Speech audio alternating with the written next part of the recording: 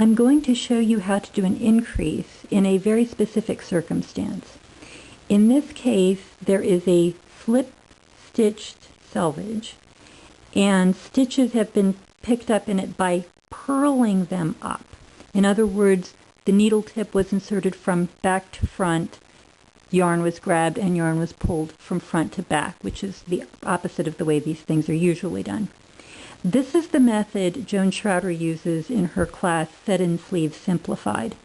And it is a very lovely method. You'll notice that because you are picking up one stitch per selvage stitch, that what you actually have is one stitch for every 2 rows of knitting. You can see here 2 rows of knitting, a selvage stitch, 2 rows of knitting, a selvage stitch.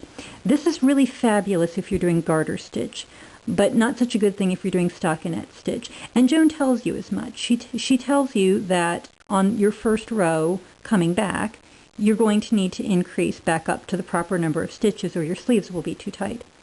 So here you are, you're knitting along, and now you need to increase. Well, here's what you can do. Turn the work over, and when you do, you can see there are these wonderful little formations that look very much like stitches, these little V formations, and they're in between each of the purled up stitches, so they're right where you need them. They're very handy. And what you can do is take your right needle tip, put it down in the V, get a hold of the yarn that you were using to purl up, pull it up through the V.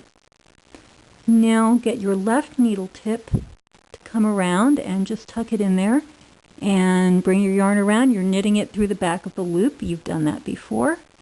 And lo and behold, and look on the front, this increase is 9-year invisible. And since you've got one of these between every stitch, you're not going to need to double your stitches, but if you needed to, you could. So you can pick up pretty much anything you need, and you can do it invisibly on that very first row.